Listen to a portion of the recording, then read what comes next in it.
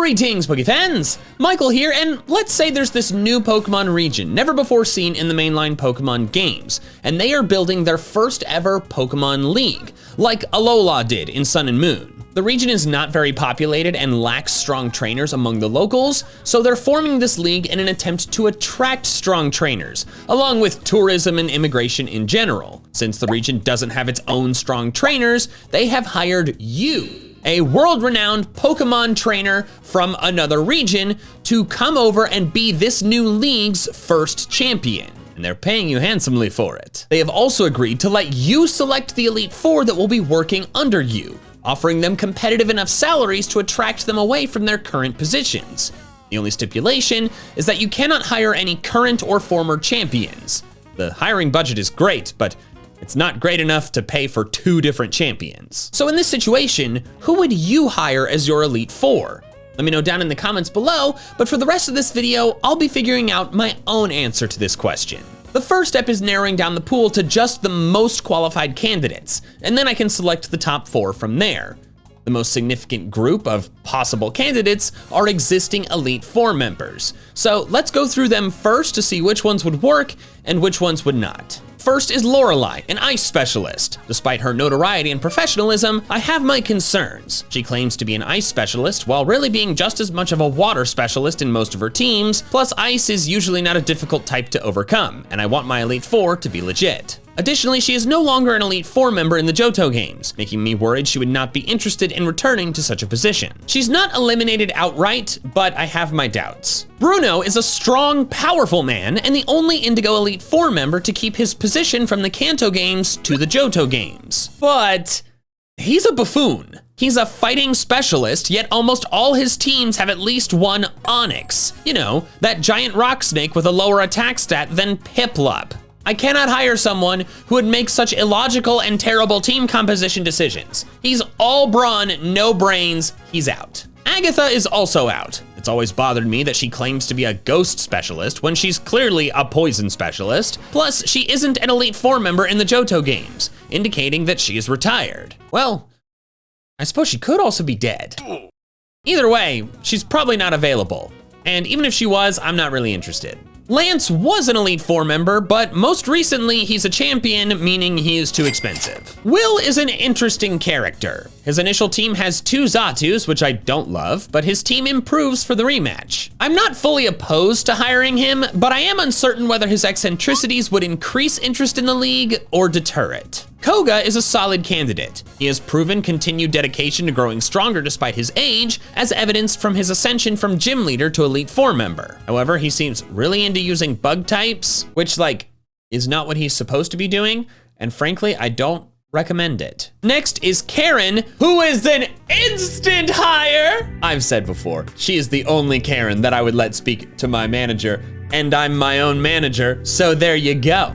Although, I suppose in this scenario, I would be her manager, thus causing a power imbalance that kind of precludes us from a healthy relationship. And also, what would HR say? Okay, maybe not an instant hire. Also, to any of you typing, Nike, don't you have a girlfriend? None of this is real. And besides, she likes Karen too. Ignoring all that, Karen is a strong candidate. I like her style and convictions, and while I don't love her usage of a Gengar and Vileplume, she ends up having a fully dark team. Although she really should be using a Tyranitar. That's gonna be a stipulation of hiring her. Sydney is a solidly strong trainer who consistently uses a wide variety of Pokemon of his type, which I like. However, don't really love the way he looks at me. It's, not giving off the best vibes. Phoebe is a great candidate. While she's forced into using repeats due to the limited Hoenn Ghost selection, she expands in a great way for her Oris rematch team. Plus, she's young and therefore part of the demographic that is most likely to be willing to move to another country for a job. She doesn't have any kids to worry about, I'm pretty sure. Glacia is not that appealing to me. Her decision to be an ice specialist in Hoenn is not one I understand, as evidenced by her copy and paste teams. Plus, even her rematch team is half pure ice types and thus not very difficult to handle. Even if her battling didn't have issues, she's already moved once to become an Elite Four member, doing so to the Hoenn region, so I doubt she'd be interested in doing so again. But even though I won't be offering her the job, we must respect her use of Hail, because Hail Yeah, new Hail Yeah merch available at MandJTVmerch.com. For a limited time, we got this cool embroidered hoodie. We've got a t-shirt with a little Mighty poking out of the pocket, and unrelated to Hail, but still cute, is the new Wildfire Mighty plush, which is also available. Limited time, MandJTVmerch.com. Drake is great. Dragons are powerful, and I love that he uses Salamence, then later Mega Salamence, meaning he's willing to use some of the most powerful Pokemon. I worry a bit that his age might make him less interested in moving so far for a job, but he is a sailor, so maybe he'd be down for another adventure. Although, I haven't really fleshed out the climate of this region. It's gotta have at least one coast, right? Probably. Aaron is a hard no. I'm sorry, but if you use a Beautifly or Dustox as an Elite Four member, I cannot take you seriously. Bertha is a strong trainer using the strong ground type, but I have my concerns about how many Pokemon she uses with 4 times weaknesses. 3/5 of her Platinum team, what I consider to be her definitive team, is weak to grass, and that's just one of the 4 times weaknesses. Plus, she's older and clearly not a sailor like Drake. Would be unwise to put a golem on a boat.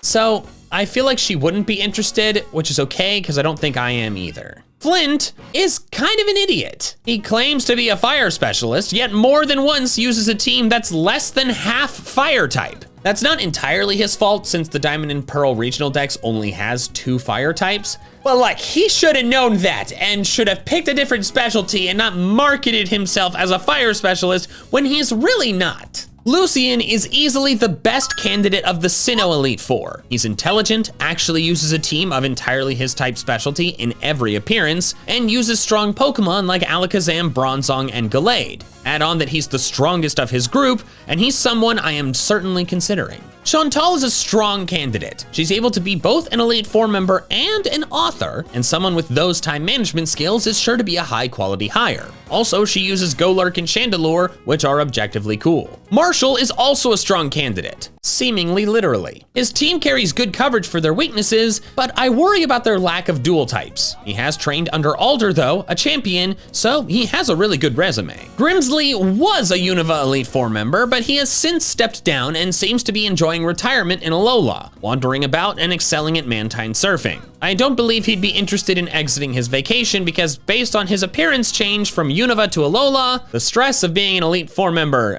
was getting to him. So no Grimsley. Caitlin is a strong candidate and has proven her ability to better herself, beginning as a spoiled Battle Castle princess and ending up as a strong independent Elite Four member in another region. Her initial battle team is okay, but she supplements it with a Metagross later on, which I'm a big fan of. She is one to consider for sure. Next is Malva, who is a literal criminal. She was a member of Team Flare before the player takes it down and just openly talks about this and is annoyed with the player for taking down the organization. How is this woman not in prison? Like, she was part of an organization that tried to literally kill everyone. What on earth? No way I'm hiring her. That would be a PR disaster. Seabold, along with the rest of the Kalos Elite Four, are difficult to judge in regards to team prowess since they all only have one team of 4 Pokemon. His team is solid but small, meaning his battling resume is short. Although, he is a famous chef. So if he were to expand and open a new restaurant in this new region, the tourism we would get from just people wanting to eat there, well, this could work.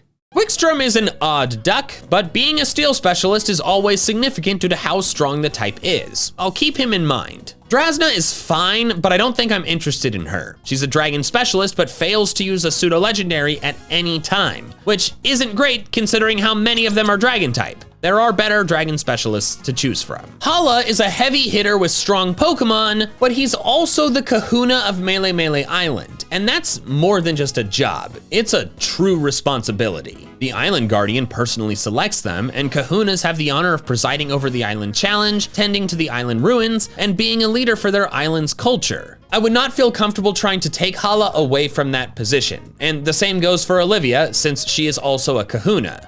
They're great strong battlers, but they're just too tied to Alola.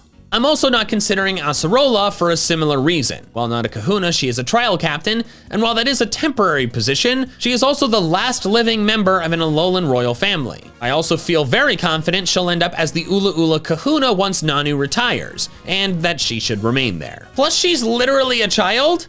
Like, I know she's like kind of a teenager, so it's like, I guess some teenagers can work, but I don't want to risk it. I'm not hiring children. There are laws, and I don't want to accidentally break them. Kahili, on the other hand, would be a great candidate. She's powerful, a previous Island Challenge champion, and somewhat famous, being both a professional golfer and the daughter of a major resort owner. Additionally, being a flying specialist means her teams will always be quite diverse. My only concern is that she wouldn't really be interested because this is a lowly populated region that still has a lot of developing to do, which means we're not gonna have any golf courses. So, I think she'd be great, but I'm not sure she'd be interested. Mullane is another candidate that I'm very interested in. He's a steel specialist that is not easy to beat, especially his Metagross. Additionally, he both runs the Alola box system and the Hakulani Observatory. So if Sophocles could take those over, Mullane could help get the technological and scientific areas of the new region more developed. Plus, he's basically Pokemon's version of Hank Green, and I feel like that would be a good person to have around.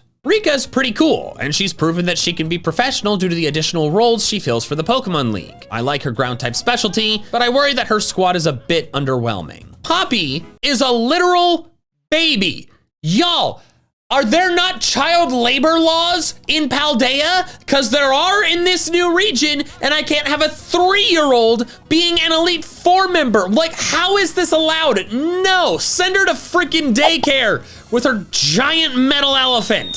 I think Larry would be a great hire. He's lovable and professional, somehow able to manage the responsibilities of his day job being a gym leader and being an Elite Four member. I think he's overworked though, so if I gave him the chance to be just an Elite Four member, not the other things, potentially for more money than he's making currently, that could brighten him up a bit. Plus, Gita seems really intense, kind of passive aggressive, and is definitely making him do too much work by being both a gym leader and an Elite Four member. So maybe he'd jump at the chance to not work for her anymore. Although I will say some of his team members would need to be swapped for stronger ones. Hassel is a strong trainer who uses good, tough dragon types, and he's a refined educator who isn't afraid to display his emotions. We should all give this man a lot of credit for his displays of non-toxic masculinity. However, he is from a faraway region, maybe the one I'm hiring for, but I doubt it. And in the games, quote, one of Hassel's relatives tries to convince him to come home, but his students' support prompts him to remain at the academy. I think Hassel is too loyal to the academy, which is fair and frankly honorable, but it also means it wouldn't make sense to hire him. So with all the Elite Four members covered, my candidates are Lorelei, Will, Koga, Karen, Phoebe, Drake, Lucian, Chantal, Marshall, Caitlin, Siebold, Wickstrom, Kahili, Mullane, Rika, and Larry. However, there are other impressive candidates that are not currently Elite Four members, specifically gym leaders, not rivals, because like most of them are champions and the ones that aren't, I feel like aren't good enough. And then Frontier Brains, I feel like they're either too strong, they're also weird and aloof. Like we haven't seen any of them in over a decade except Palmer, and Palmer really should spend more time with his son. Sabrina is the toughest gym leader in Kanto and continues being powerful in most of her appearances. Her World Leaders Tournament team in the Pokemon World Tournament is seriously tough, and she's an actress on the side, which would increase the new region's artistic status. Galar doesn't have an Elite Four, but Raihan might as well be a part of it. He's the strongest gym leader and the strongest trainer you fight in the Champions Cup. He doesn't use exclusively dragon types, but I'm willing to let that slide if he makes himself more of a weather specialist and focuses on his sandstorm strategy, not the goofy multiple weather one he uses in the Champions Cup. He can't use Dynamax in this new region, but his Duraludon would still be a force to be reckoned with. Plus, he's an influencer. He's got a massive social media following, so if he takes this job and then is posting about this new region and all the cool stuff there, just think about how much tourism interest this new region would get. The main hang-up with Raihan, though, is whether he would want to go. It's said that Raihan is strong enough to be a champion in another region, which is a big positive aspect of his resume since I want my Elite Four to be powerful, but he hasn't done so because he wants to defeat Leon. I worry that he wouldn't accept the job if I offered it because he wants to stay in Galar to finally defeat Leon. The final gym leader I'm considering is Iono. Despite being a lower level gym leader, her post-game team is solidly fierce. Additionally, she's young, which as I mentioned means she's more willing to travel. Plus, she's a streamer, which means that not only can she easily continue doing that job from basically anywhere with internet access, but again, more publicity for the region, like with Raihan. She's also said that she has trouble going out for casual picnics due to her massive popularity, so spending time in a region where she isn't as popular, but she could still reach her fans through the internet could be very appealing to her. So with those added on, those are all of the candidates. I spent a lot of time interviewing and looking over their resume and doing some test battles, but after that long process, I think I've finally selected my ideal Elite Four. The first person is Mullane. I really wanted a steel specialist due to how powerful the type is, and I think Mullane is the strongest steel specialist that isn't Steven or Peony, who I'm not considering since he clearly just wants to spend time with his daughter. Additionally, his technological and science background will be instrumental in developing the more rural and lower tech region. And like I said, a Pokemon Hank Green. Next is Iono. I think she's great, and for all the reasons I mentioned, I think she'd be both a worthy opponent and bring a lot of positive attention to the region. Plus, I like the electric type a lot. Next is Karen. I can't leave the best girl behind. She raises a Tyranitar to add to her Mega Houndoom, she becomes even stronger, and we get along swimmingly. And professionally, finally, is Raihan. His sand team is just so good and could be even better once filled out with a Garchomp or a Tyrantrum. And he'd bring so much publicity. Ideally, he can defeat Leon or move on from that obsession, but if he chooses not to leave Galar, I'd instead go for Seabold. Water is such a strong and versatile type, and I feel like his team would be very strong if filled out. Plus, I would very much like to try his cooking, as would tourists looking to eat at his expansion restaurant. He's basically Pokemon's Gordon Ramsay, and Gordon Ramsay seems to have a positive effect on the economy of places where he opens restaurants. Let me know your Elite Four down in the comments below. Don't forget to pick up some merch from MandJTVmerch.com, and thank you so much for watching, with an extra special thanks to my patrons over on Patreon, who are helping support my channel independent of fluctuating YouTube ad rates. If you want to help support me the same way, the link's in the description below, and if you want to check out some more of my fun Pokemon content, I recommend these videos here. But that is all I have for now, so until next time, fans, gotta catch them all!